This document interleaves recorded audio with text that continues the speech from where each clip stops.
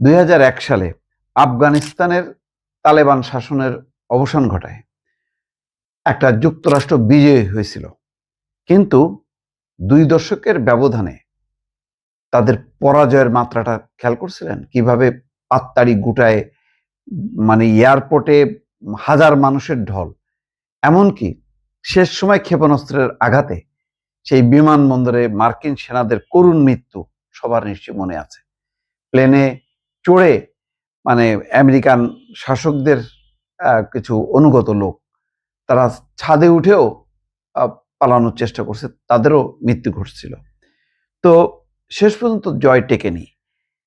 তো এখানে জয় পুরোপুরি যেই নিষ্পত্তি সেটা ঘটেনি।